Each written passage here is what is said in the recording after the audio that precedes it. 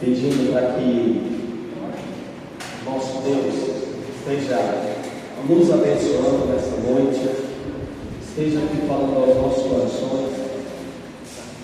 Então eu vou convidar você para baixar a tua cabeça, fechar os teus olhos e orar pela pessoa mais especial aqui nessa noite, que é você mesmo. Peça para que o Espírito de Deus, ao final dessa noite, desse culto, possa ter falado ao teu coração e que você saia daqui abençoado por Deus de uma maneira muito especial. Senhor, nós te agradecemos porque o Senhor nos escolheu para estar aqui nessa noite. O Senhor nos trouxe aqui. E eu te peço, Pai, que o Senhor fale aos nossos corações, que tudo que acontecer aqui seja para a honra e glória do teu nome, em nome de Jesus. Amém. Eu quero convidar você que pode se colocar em pé, você que não está muito cansado, para que a gente possa começar louvando o nome de Deus.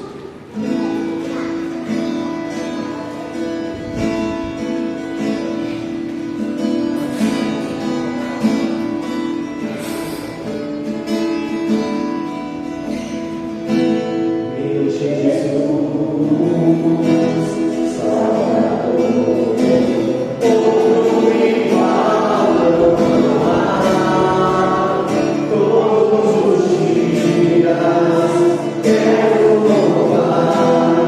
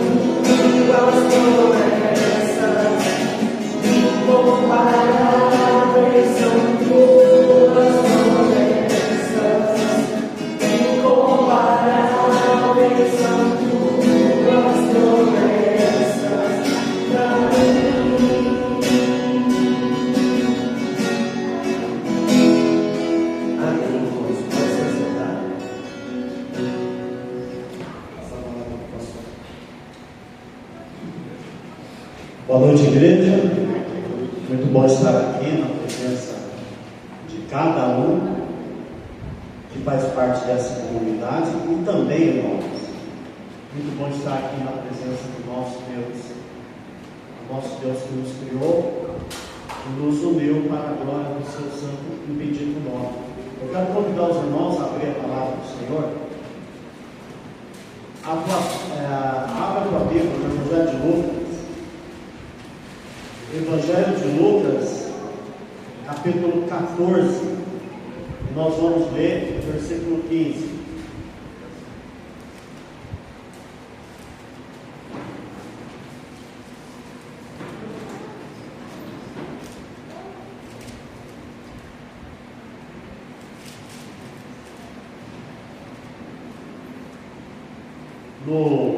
No texto anterior, Jesus fala da dinâmica e da didática dos banquetes da vida, dos convites que nós recebemos, né? Ele fala, quando você for convidado para um banquete de casamento, não senta no primeiro lugar. Porque pode ser que o dono da festa venha e fala para você sair, e aí você fica envergonhado, né? E é chato, a gente chega numa festa de casamento, está lá bem tranquilo, aí chega alguém e fala, olha, aí é lugar dos padrinhos. Aí eu não sou padrinho, eu tenho que ir lá para o último lugar da fila. Jesus disse, às vezes, isso nos causa vergonha. E aí no texto anterior também ele diz, né? Se você convidar uma pessoa para ir na sua casa, uma pessoa rica, a pessoa vai na sua casa, mas depois ela se sente obrigada a te convidar, né, para ir na casa dela. Isso também não é legal, isso também é porque a pessoa se sente obrigada, né? Mas aí Jesus dá uma ideia.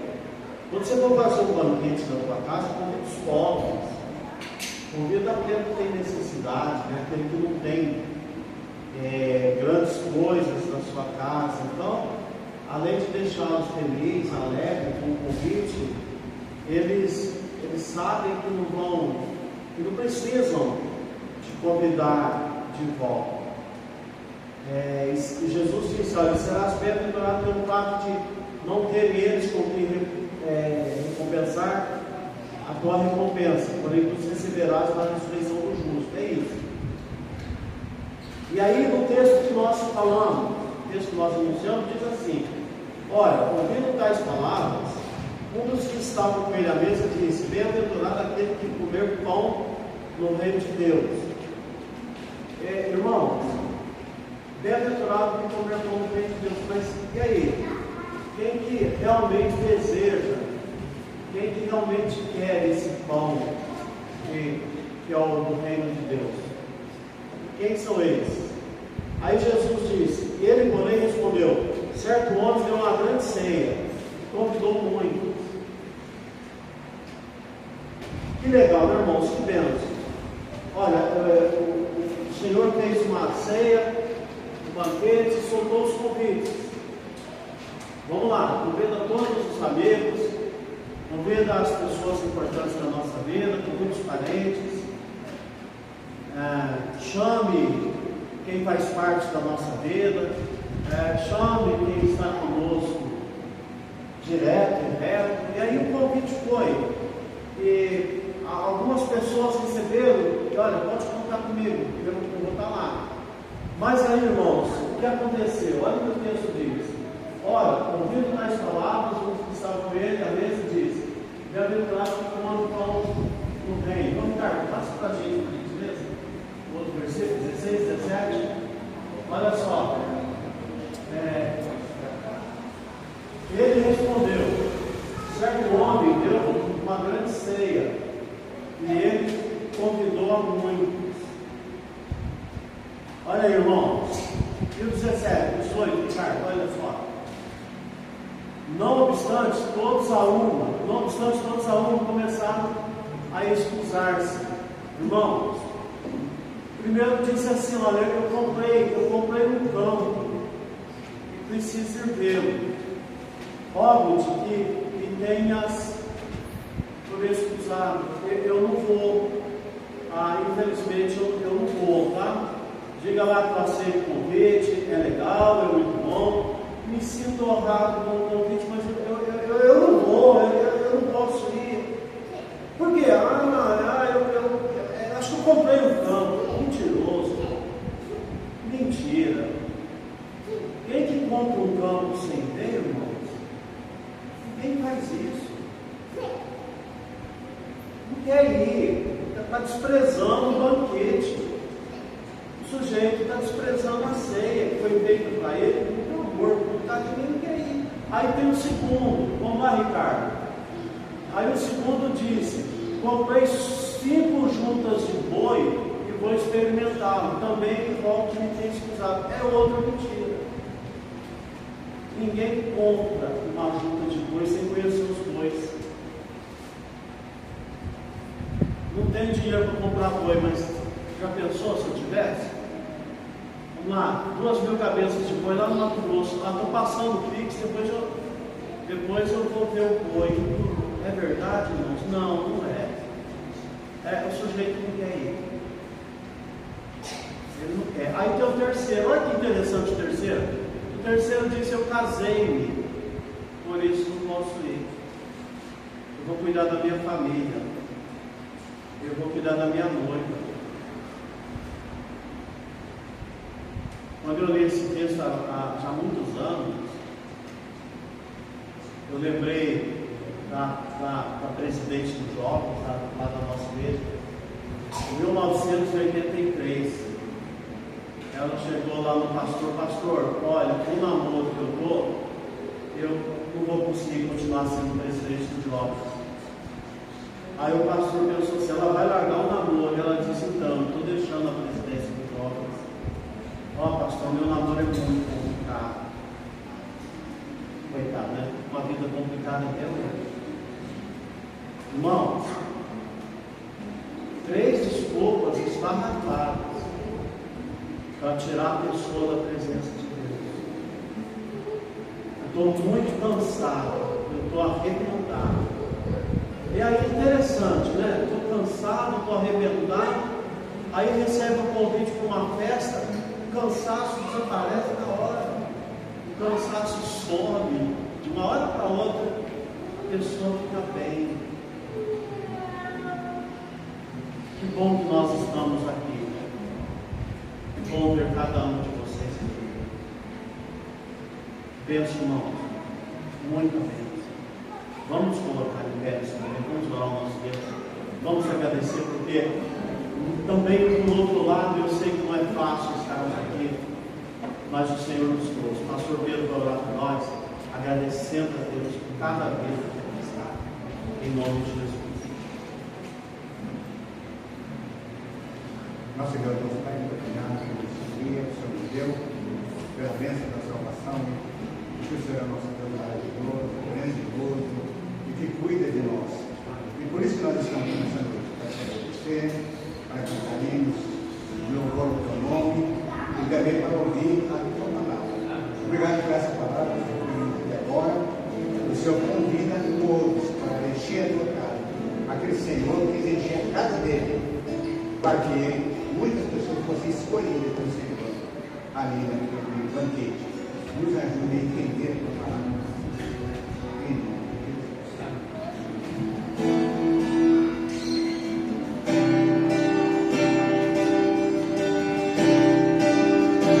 Te amo, Deus, tua graça nunca falha.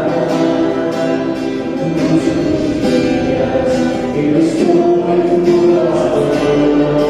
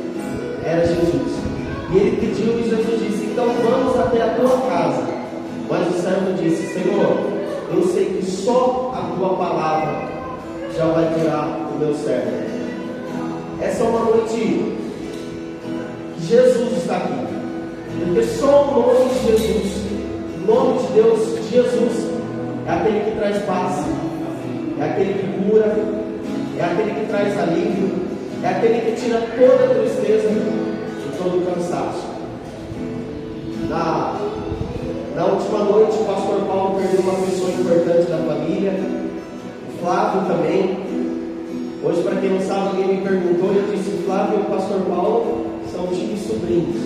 Então nós estamos orando pela mesma família. É uma família que sofre de dor, mas o nome de Jesus pode trazer paz, o nome de Jesus pode trazer consolo. Para quem não sabe, a minha mãe caiu na semana passada, machucou e ela foi ao médico, e o médico disse: olha, são 3 meses para que se recupere, para que saia toda a dor.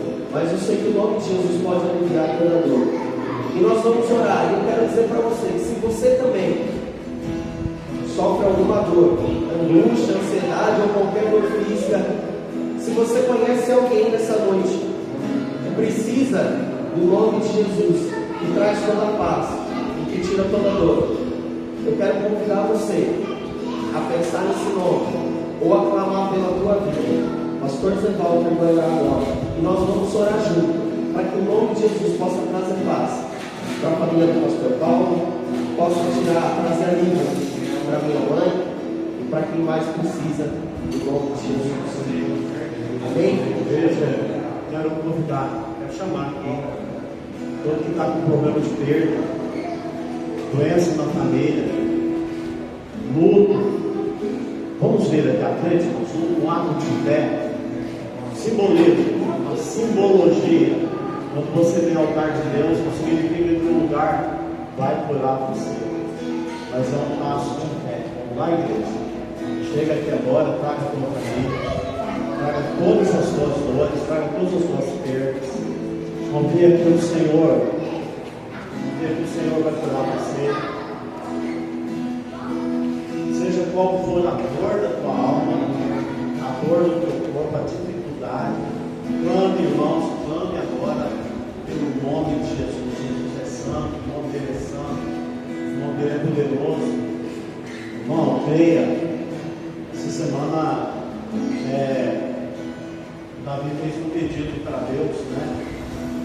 Ele tinha que fazer algo na sexta-feira e na quinta-feira ele falou: Deus, olha, eu vou fazer isso, mas eu não queria. Eu não queria fazer. Então eu peço que o Senhor me abençoe. E na sexta-feira, quando chegou na hora que eu tinha que fazer, eu falei: Davi, vamos lá? E ele falou: tá bom, pai, estou indo. E eu voltei e falei para ele: pronto, Davi, Deus resolveu o problema. Deus respondeu a tua oração. O nosso Deus faz milagre. Então, o que você não queria fazer hoje, você não vai fazer, porque Deus foi à tua frente. Nosso Deus não bate de frente com o nosso problema, não. Deus vai à frente dele. Então, se Deus vai à frente dos nossos problemas, creia nele nesse momento, tá certo? Em nome de Jesus. Deus é um passo de fé, de fidelidade ao Senhor, de segurança que existe no nome santo, no nome poderoso, no nome fiel, no nome que desfaz cadeias, que resgata vidas. E aqui são vidas que estão no teu altar agora, trazendo o vazio da alma, o vazio da perda, Deus, aquele rombo existencial que foi causado por algo retirado. Aqui tem dores, ó Deus, inexplicáveis. Aqui tem dores, ó Deus, impossíveis de serem consertadas. Aqui tem dores prolongadas, Senhor, e aqui também tem dores históricas, coisas que estão passando de geração em geração, e chega um momento em que a pessoa já está descrente, já está cansada, mas nesse momento em que nós adentramos o santuário do Senhor, nesse momento em que nós estamos no altar do Senhor, nós invocamos o Teu nome, o nome santo, poderoso, que destrói cadeias, renova vidas. O Espírito de Deus venha curar cada enfermidade que está aqui, venha trazer o sentido da vida, Deus, a alegria que falta, Deus, até que precisa, para mudar as circunstâncias. Senhor amado, no nome santo de Jesus, nós nos debruçamos agora na Tua presença, né? E te pedimos em nome de Jesus, venha curar o Teu corpo, Pai, agora, nesse momento, em nome de Jesus. Amém, irmãos. Podem se acertar. Estamos entregando ao Senhor. Veja, quando nós entramos aqui, nós estamos entregando ao Senhor nosso louvor, estamos entregando a Deus a nossa gratidão, e agora nós vamos entregar a Deus no ato de fé também, nosso dízimo, a nossa oferta, para quem trouxe. Mas eu quero também agradecer a Deus por tua vida, pela vida de todos que têm confiado nesse trabalho, têm depositado, feito a sua transferência mensalmente. Isso é mais uma vez que nós estamos vencendo com a graça de Deus. Se você trouxe o seu dízimo ou a sua oferta para consagrar na casa do Senhor, você pode sair do seu lugar nesse momento e colocar aqui, ser abençoado e também abençoar a casa de Deus, como você tem feito sempre. Deus abençoe muito a sua vida. Nós oramos nesse momento, oramos a Deus em nome de Jesus por tudo que entra na tua igreja. Oramos a Deus pela pessoa do nosso tesoureiro que tem administrado com fidelidade, com muito amor e com fé em ti. Pedimos-te agora, Deus, que ele seja agraciado, abençoado pelo Senhor na administração. E eu quero abençoar cada vida que tem colaborado, tem contribuído, tem dado uma parte do muito que o Senhor tem dado aqui, Pai, para a manutenção da nova aliança, que já está, Deus, em Americana há 20 anos. E com a fidelidade dos irmãos e pela tua bênção, Pai, com certeza, o trabalho estaremos a casa de mais 20, até a volta do Senhor Jesus. É a nossa oração, Pai, no nome de Jesus. Amém. As crianças vão vir aqui, os adolescentes também, o pastor Paulo também, e o professor ou a professora, que vai ficar com as crianças.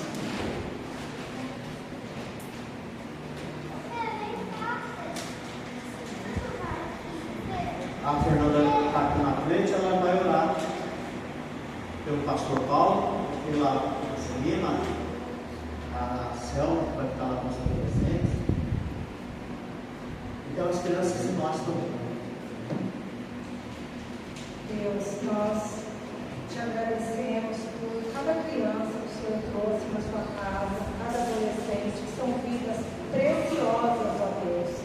O mundo quer pegar para si, mas elas estão aqui. Que o Senhor possa abençoar a aula da Celina, a aula da Selma, que elas sejam inspiradas pelo teu Espírito Santo. Tira toda a agitação das crianças, dos adolescentes, aqui também dos adultos, ó Deus, que nós possamos sair transformados pela tua palavra. Toma agora, Senhor, o pastor Paulo em tuas mãos, que, ó Deus, ele seja a boca do teu Espírito Santo nesse momento. É o que te pedimos e te agradecemos. Em nome de Jesus. Amém.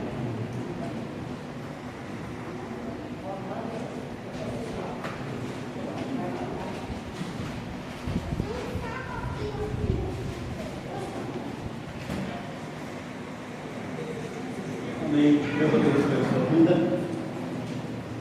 Abra sua Bíblia. Evangelho de João, capítulo 4. Evangelho de João, capítulo 4. Nós vamos ler do versículo 46 até o 54. Evangelho de João, capítulo 4, 46 a 54. Também está projetado aqui no nosso telão, e vou poder acompanhar também ali, se preferirem. Evangelho de João, capítulo 4, 46 a 54. Alguns dias atrás, nós pregamos aqui sobre o primeiro milagre de Jesus, o primeiro sinal de Jesus, ali em João capítulo 2, quando Jesus faz a transformação da água em vinho. Foi o primeiro sinal de uma festa de casamento. Esse é o segundo sinal de Jesus que João relata no seu Evangelho. Segundo que João narra aqui no seu Evangelho. E é muito interessante, o texto diz assim: dirigiu-se de novo a Caná da Galileia, donde da água fizera vinho. Ora, havia um oficial do rei, cujo filho estava doente em Cafarnaum.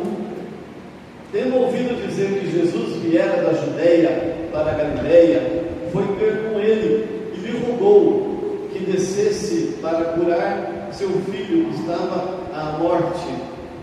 Então Jesus lhe disse: se porventura não virdes sinais e prodígios, de modo nenhum crereis. Rogou-lhe o oficial: Senhor, desce antes que o meu filho morra. Vai, disse-lhe Jesus, teu filho vive. O homem creu na palavra de Jesus e partiu. Já ele descia, quando os seus servos lhe vieram ao encontro, anunciando-lhe que o seu filho vivia. Então indagou deles a que hora o seu filho se sentira melhor. Informaram: ontem, à hora 7ª, a febre o deixou. Com isto reconheceu o pai ser aquela precisamente a hora em que Jesus lhe dissera: teu filho vive. E creu ele e toda a sua casa. Versículo 54. Foi este o segundo sinal que Jesus fez depois de vir da Judeia para a Galileia. Esse é o texto. E é muito interessante que ele começa dizendo que Jesus se dirigiu de novo a Caná da Galileia. E João é muito feliz porque ele faz questão de lembrar os seus leitores que foi no mesmo lugar onde ele da água fizera vinho. Ou seja, João lembra os seus leitores que é o mesmo lugar, a mesma região, a mesma cidade onde ele fizera vinho. Ora, Caná da Galileia não era uma cidade importante estrategicamente, nem em questões políticas, nem em questões geográficas. Jesus não tinha nenhuma razão para ir até essa cidade. Era uma cidade que não tinha nenhuma importância tão grande assim. Não era uma cidade que podia dar uma projeção no ministério de Jesus. Era uma cidade pequena, mas o fato é que Jesus faz o seu primeiro milagre ali naquela cidade, e agora nesse texto Jesus volta de novo ali, naquele lugar, para fazer então o seu segundo sinal. E causa espanto essa volta de Jesus ali, né? Porque, como nós dissemos, Jesus não podia estar pensando em projetar e expandir o seu ministério a partir daquela cidade, já que era uma cidade sem importância e para nenhuma estratégia ministerial de Jesus, aquela cidade não era o lugar mais exato ou o lugar melhor. Mas Jesus, no entanto, vai para essa cidade. E a primeira lição do texto que nós entendemos é essa aqui: Jesus não busca fama e holofotes. Jesus não está buscando fama e holofotes. Irmãos, nesse tempo que nós vivemos, especialmente esse tempo, é muito interessante e é muito terrível até a gente observar nesse apelo que nós temos atualmente pelas redes sociais, onde as pessoas estão, inclusive, eu digo inclusive pastores, nós conhecemos aí os líderes, pastores de internet, né? Eles estão ali buscando reconhecimento, buscando visibilidade, buscando audiência, buscando likes, buscando seguidores. Há, inclusive, uma guerra meio que velada, né? Já vi alguns dizendo assim: porque eu tenho muito mais seguidores do que o outro fulano lá. Quer dizer que eu sou melhor do que ele. Então, hoje em dia, há essa busca por reconhecimento, uma busca por fama, uma busca por audiência, uma busca por ser reconhecido, uma busca por plateias, né? E é interessante que Jesus vai na direção contrária. Ele não busca não busca a fama, ele não busca os holofotes, ele não busca plateias. Ao contrário, ele volta para uma cidade sem importância para atender o pedido de um homem. Isso porque Jesus realiza a obra que foi confiada pelo Pai a ele de maneira anônima. A sua preocupação prioritária é o ser humano e o seu sofrimento. O ser humano em sofrimento. Jesus conhece cada um de nós.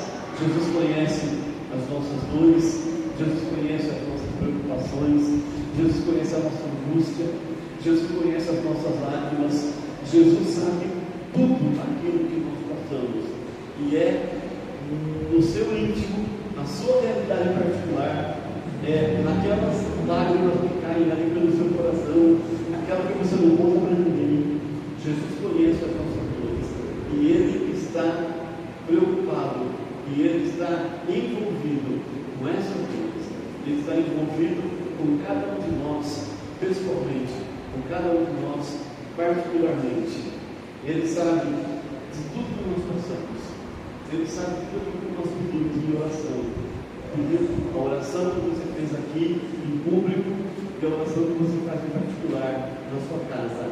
Aquela que está dentro do seu coração, que você não fala para ninguém. Seja por qualquer motivo. Mas o fato é isso. Jesus olha para nós de maneira individual. Ele não busca holofotes, ele não busca a fama, ele não busca multidões. Ele se importa com você, ele se importa com cada um de nós.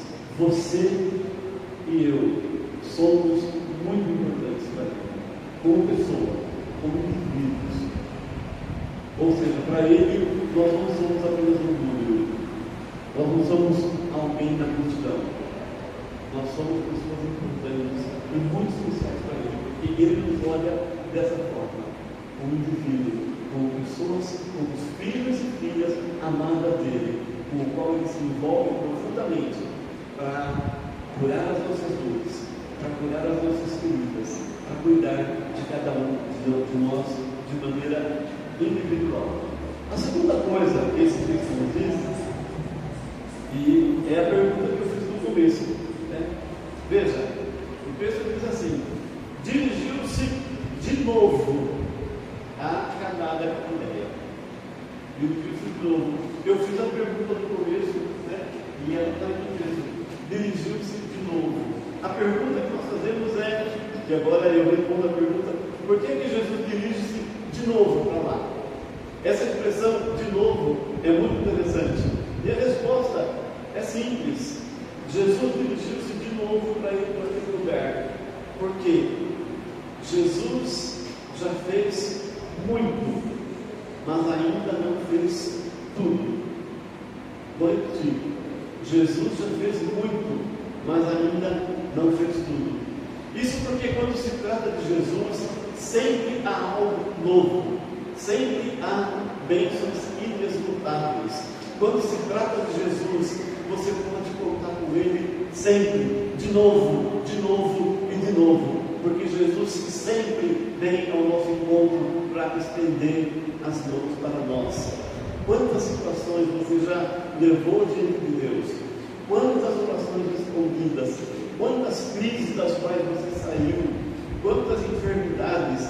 Enfim, você sabe quantas respostas de oração que você já teve, mas você sabe aí, no fundo do seu coração, que a qualquer momento, diante de uma nova crise, de uma nova situação, de um novo problema, você pode clamar a Jesus de novo, e Ele de novo vem ao nosso encontro.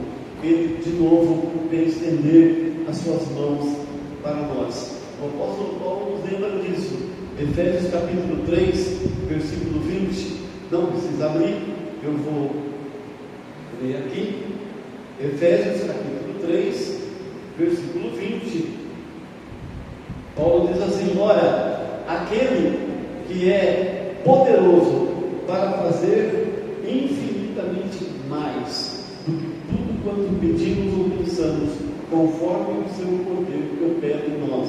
No verso 21, a Ele seja a glória na igreja e em Cristo Jesus, por todas as gerações, para todo sempre. Amém. Paulo diz: ora, aquele que é poderoso para fazer infinitamente mais. Você consegue entender isso? Eu não consigo entender isso. Ele é poderoso para fazer infinitamente mais do que tudo quanto nós pedimos ou pensamos, conforme o seu poder que opera em nós. Jesus não é limitado. O poder de Deus não é limitado. Jesus vem de novo, e Ele vem ao nosso encontro de novo cada vez que nós clamarmos. Isso porque Jesus já fez muito por nós, mas Ele ainda não fez tudo. A nossa vida é um projeto que está nas mãos de Deus, mas é um projeto que ainda não foi acabado. Nós estamos em construção, nós estamos ainda sendo construídos por Deus, e só Deus sabe o que nós podemos ser ainda na nossa vida. Esses dias eu estava lendo um texto primeiro João, lá no final da Bíblia. João diz assim: amados, ainda não se manifestou o que nós podemos ser. Achei interessante essa palavra de João. Ainda não se manifestou o que nós podemos ser. E aí eu lembrei do Salmo 8, versículo 4. O salmista faz uma pergunta: quem é o homem para que dele te lembres? E eu fiz essa pergunta para mim mesmo: quem somos nós? E João parece que respondeu essa pergunta. Nós não somos aquilo que nós podemos vir a ser. E João diz: nós ainda não chegamos ao plano original de Deus, ao projeto original de Deus. A nossa vida está nas mãos de Deus, e Deus está construindo a cada dia. Jesus ainda não fez tudo o que Ele pode fazer por você. Pensa nisso. Jesus ainda não fez tudo o que Ele pode fazer por você. E a sua mente pode imaginar 1 milhão de coisas, mas o apóstolo Paulo, escrevendo aos Efésios, diz que Ele é poderoso para fazer infinitamente mais do que tudo quanto você pede ou pensa, porque o nosso Deus não é limitado. Nosso Deus vem ao nosso encontro, estende as mãos para nós, e isso não é uma nem duas vezes, é cada vez que nós vivemos, a cada crise que nós passarmos, a cada novo motivo de oração que nós colocamos diante dele, ele vem ao nosso encontro. Estou o autor do livro Café com Meus Pais, ele diz isso, né? Senhor, estou aqui de novo, mas é na certeza de que Deus ouve cada oração nossa, cada pedido nosso. Por isso eu quero fazer um apelo para você: creia, siga em frente, olhe para Jesus, não desista. Jesus volta de novo a cada dia que nós buscarmos, a cada oportunidade que nós precisarmos dele.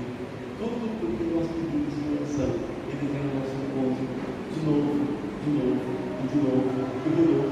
porque Deus é misericordioso. O nosso Deus é Pai presente. O nosso Deus é um Deus presente, pronto a responder às nossas orações.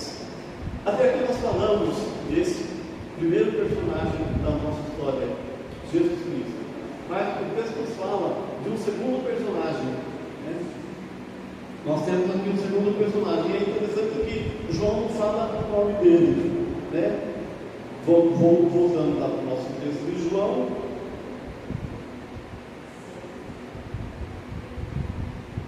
João capítulo 4.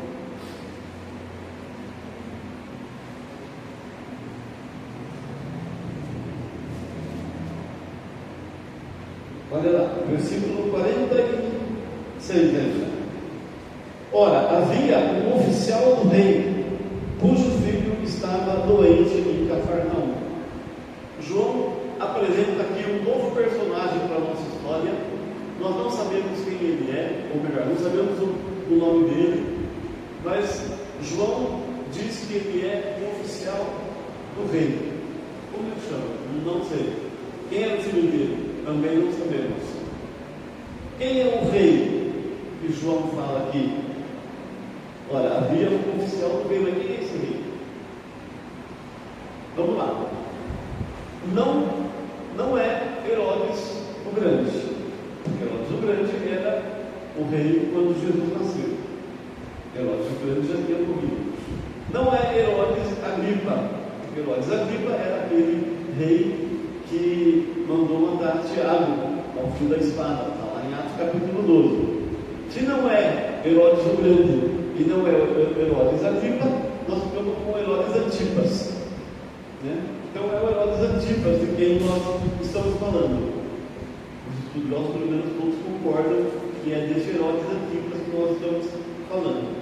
Se essa teoria estiver certa, se esse rei for realmente o Herodes Antipas, na verdade ele não era um rei, não era rei, ele era um tetrarca, ele cuidava de 4 cidades ali, então não era exatamente um rei, mas convencionou-se chamá-lo de rei, mas o próprio imperador romano não dava o título de rei para ele, então ele não era um rei na verdade, era um tetrarca que era chamado de rei.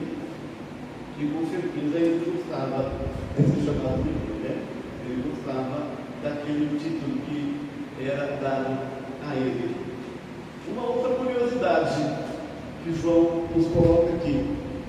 A palavra grega para oficial, né? Olha só, havia um oficial do rei.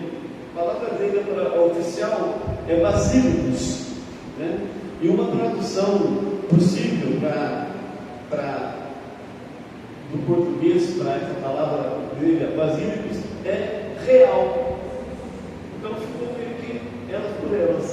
Né? Ele era um oficial, mas era um oficial de alguém importante.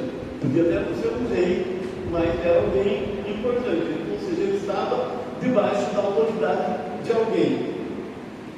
O fato é que esse oficial, esse homem, do qual nós não sabemos o nome, ele trabalha e ele deve obediência para um homem que não gosta de Jesus. Herodes Antipas não gosta de Jesus. Herodes Antipas vê Jesus como uma ameaça. Então veja, esse homem, esse oficial, um homem importante, que serve o rei, deve obediência ao rei, deve fidelidade ao rei, ele agora vai falar com um homem de quem o rei não gosta. Ele vai falar com um homem que é uma ameaça para o rei. Isso podia ser considerado uma traição, uma alta traição, aliás. E podia ser considerado também uma falta gravíssima. Mas esse homem nos ensina uma lição muito importante aqui. Ou melhor, algumas pelo menos. Em primeiro lugar, nós vemos a humildade desse homem. Veja, João diz que ele é um oficial, é um homem importante, que estava debaixo da autoridade do rei, Herodes Antipas. Mas havia muita gente abaixo dele. Então ele tinha muita autoridade, tinha muita influência, tinha muito poder. Com certeza tinha um salário muito bom também, que pagava para ele, tinha um status social. Mas esse homem abre mão de tudo isso aí, e com humildade, ele vai falar com Jesus, o homem de quem o seu patrão não gosta, o homem de quem o seu patrão não aceita, ele vai falar com Jesus. E a palavra que ele usa aqui é interessante, né?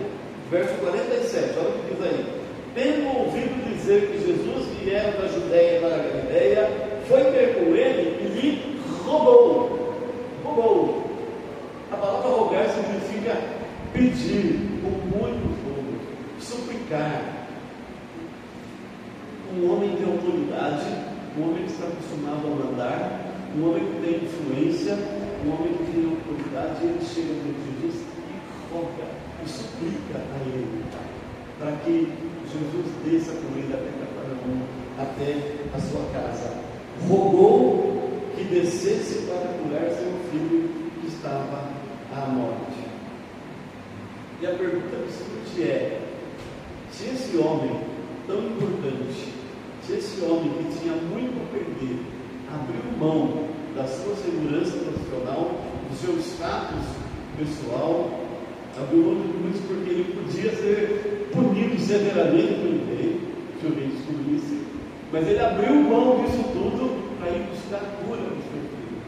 A pergunta que eu faço para cada um de nós, para mim também nessa noite, é: do que é que nós estamos dispostos a abrir mão para nos impedir de ficarmos com Jesus, para seguirmos a Jesus, para chegarmos mais perto de Jesus, para dizer: Senhor, eu preciso do Senhor, eu preciso disso, eu preciso que o Senhor entre na minha vida, eu conduza a minha vida. Do que é que nós estamos dispostos a abrir mão? Presta atenção nisso. Você está disposto a abrir mão de algumas coisas que é muito importante para você, no caso de Jesus, para caminhar com Jesus, para andar com Jesus? Esse oficial, esse homem, ele teve humildade suficiente.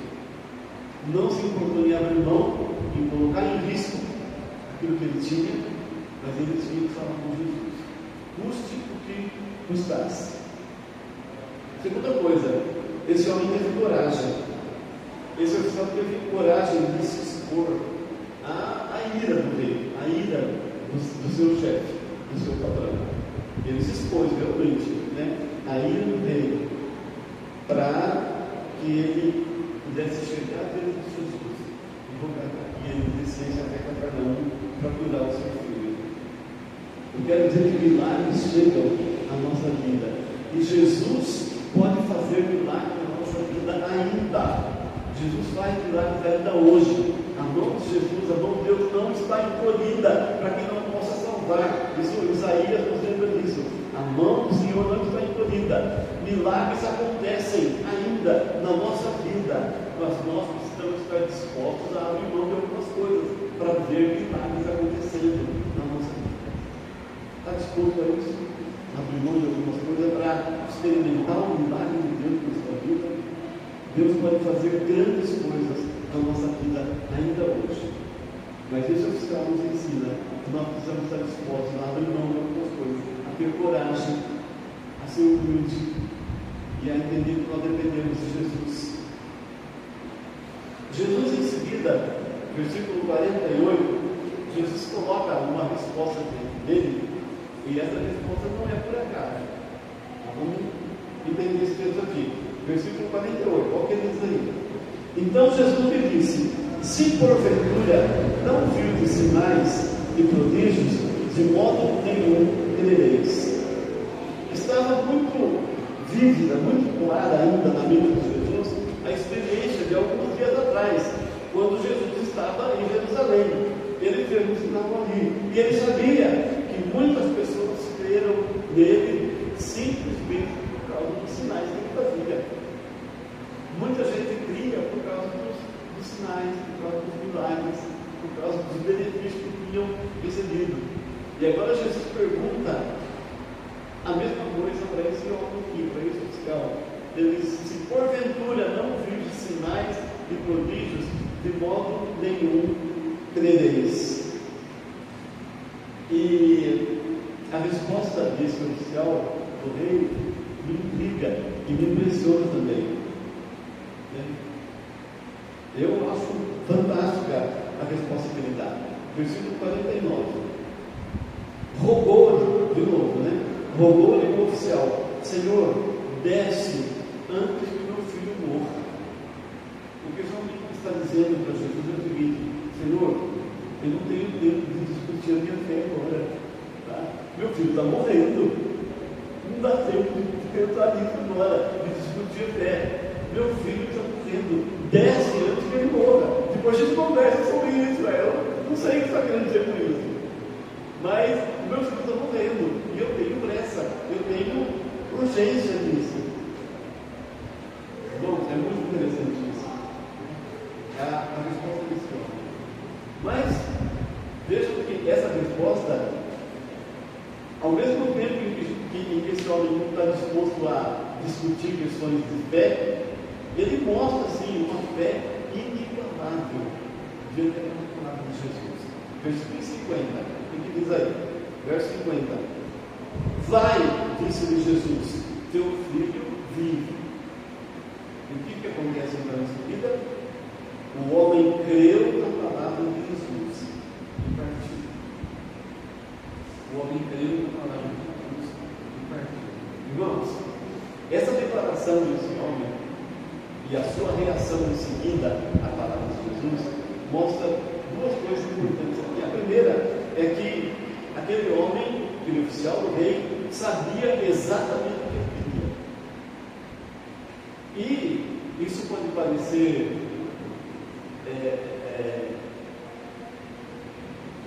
algo sem sentido, né? Ou algo óbvio, talvez, mas não é tão óbvio assim, né? Porque muitos de nós não sabem o que quer. Lembram-se de quando Jesus curou aquele paralítico? O paralítico estava ali no tanque de Betesda já fazia muitos anos, né? Fazia muitos anos que ele estava ali.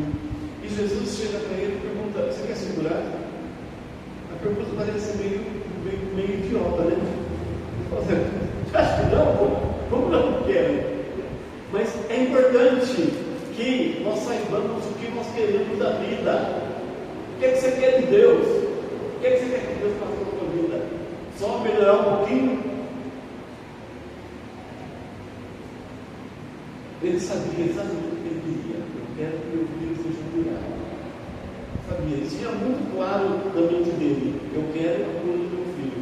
E ele sabia também, em segundo lugar, que só Jesus podia fazer isso. Jesus era a única solução que estava dentro dele. Duas coisas que eu quero saber. Primeiro, saiba o que você quer.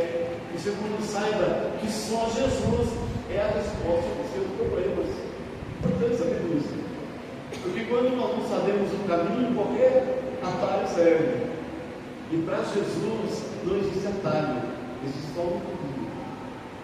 Esse homem sabia o que ele queria e sabia que Jesus era a única solução para o seu problema. O oficial roga que Jesus desce com ele. Davi se torna no louvor o texto daquele centurião, né, que pediu a cura do seu servo. E Jesus falou para o centurião: eu vou lá com você, eu vou lá para curá-lo. E o centurião fala: não precisa não. Eu não sou digno de sair da minha casa, nem da casa, manda uma palavra e o meu servo será curado. Aqui a história é um pouco diferente. O homem quer que Jesus vai lá mesmo. O Senhor desce comigo lá, em Cafarnaum, meu filho está doente, o Senhor tem que ir lá para pôr as mãos com ele, para ele ser curado. E Jesus não sai do lugar, Jesus não fala de pai, né? Ele manda o homem voltar. Vai, porque o teu filho vive. Jesus disse ao homem: vai, teu filho vive.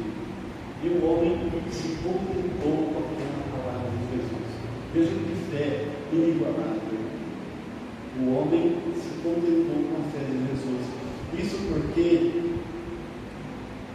uma fé inigualável por aquele homem não está preocupado com sinais e prodígios. Como ele não quer saber de sinal, de prodígio, ele não está preocupado com isso, ele não está buscando isso. Ele apenas quer uma palavra de Jesus. Jesus deu aquela palavra: vai, o teu filho vive. Ele crê e vai embora. E está tudo bem, porque ele creu na palavra de Jesus. Ele não quer sensações, ele não quer arrepios, ele não quer sensação de euforia, não é isso. Ele não está buscando sinal, prodígio e arrepio e euforia, não. Ele quer uma palavra, e a palavra de Deus basta para a vida daquele homem. A pergunta que eu quero fazer: a palavra de Deus basta para nós? Nós cremos na palavra de Deus a ponto de não duvidar nem um segundo.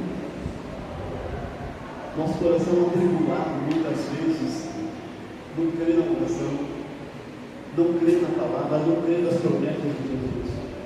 Aquele homem que estava com o filho no peito, a palavra de Jesus foi suficiente. Porque Jesus diz: vai, o teu filho vive. E o texto diz: o homem creu na palavra de Jesus e partiu. Ele ficou perguntando: mas será? Não pode ser só uma palavrinha, ele nem vai lá, nem vai fazer uma oração, nem vai pôr as mãos lá. Pode ser. O homem creu, é o que João diz aqui. Ele creu na palavra de Jesus e partiu.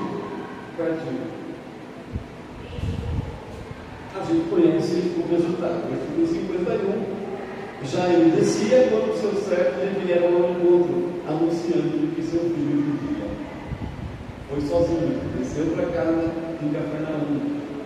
Os servos dele estavam esperando ele apontar no caminho. Quando ele estava, antes de chegar em casa, os servos já foram para o encontro dele. Eu imagino que os servos estavam confundidos de orelha a orelha.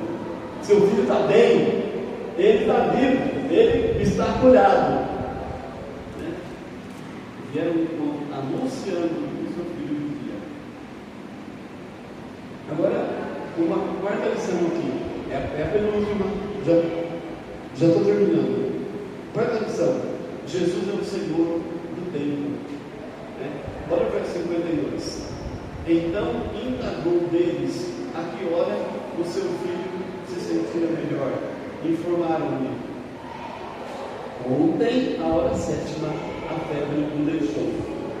E com isto, o verso 53, com isto tem que ser o parecer aquela, precisamente, ou exatamente a hora que Jesus disse para o filho. Jesus é o Senhor do tempo. Ele não precisa estar presente no lugar. E a palavra dele transforma a realidade no exato momento. Jesus é o Senhor do tempo. A distância e o tempo não são empecilhos para a palavra poderosa de Jesus. Vai, o teu filho vive. E o pai reconheceu depois. Os servos disseram: olha, ontem, na hora 7ª, mais ou menos 1h da tarde, é a hora 7ª. Ele disse: olha, ontem, na hora 7ª, a febre deixou. O filho ficou bom de repente. Reagiu, saiu da cama, começou a andar, começou a falar, e já quis comer e tudo mais. Jesus é o Senhor do tempo. Distância e tempo não são empecilhos para a palavra poderosa de Jesus. Se Ele quer agir na nossa vida, nada, absolutamente nada pode impedir, a não ser a nossa falta de fé. A não ser que a gente não saiba o que a gente quer. Esse homem sabia o que ele queria. E por último, para terminar, um testemunho de fé que alcança outras pessoas. Jesus olha para aquele homem e fala assim: se você não vê sinais e prodígios, você não vai crer? Não era isso. Não era isso não. Aquele homem creu na palavra de Jesus e partiu. E agora, versículo 53, olha o que diz aqui. Com isso reconheceu o Pai ser aquela precisamente a hora que Jesus lhe disse: teu filho vive. E olha o final do verso 53. E creu ele e toda a sua casa. Ele foi sozinho para Caná da Galileia.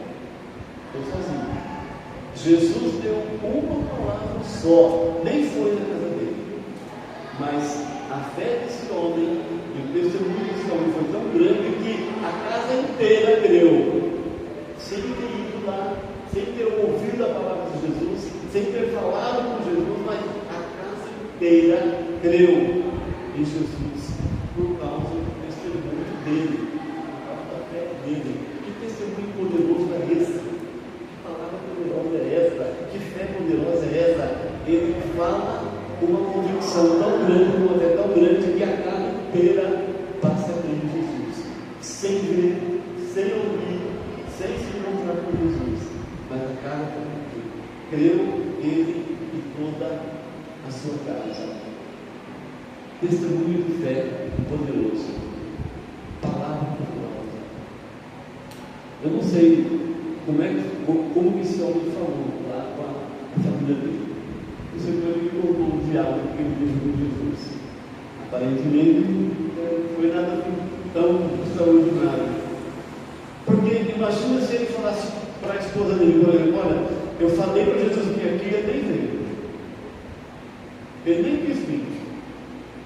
Falei para ele: desce comigo lá. Ele não quis nem descer. Só falou que eu fui lá e mandou eu voltar. Eu voltei. Mas o fato é que o testemunho dele, eu não sei como foi tão poderoso, tão grande, que ele e toda a sua casa dele. Como é que anda o nosso testemunho entre as pessoas? Como é que o que você pode falar da sua fé? O que você pode falar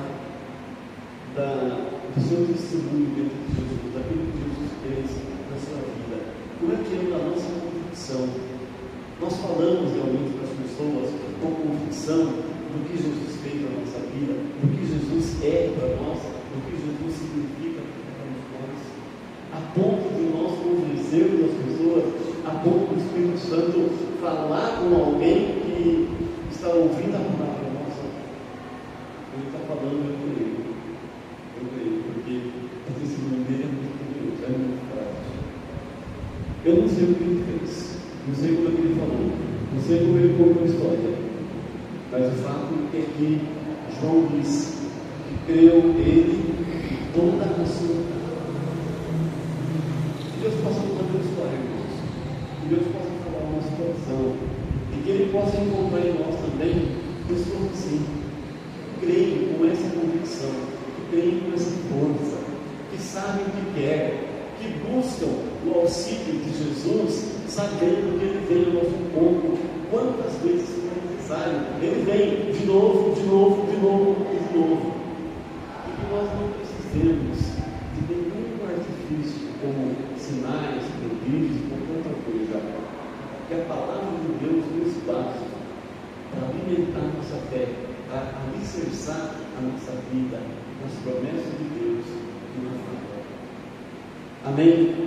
Que Deus abençoe a sua vida, Deus abençoe a sua semana. Quero convidar o pastor Léo para estar aqui, vai orar nesse momento e distribuir também a bênção.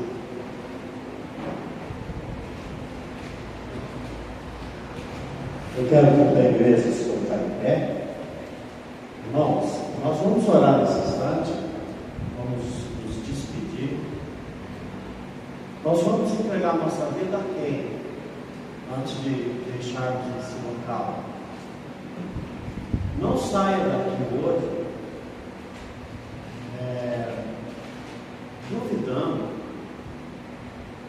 que Deus age dentro dos impossíveis.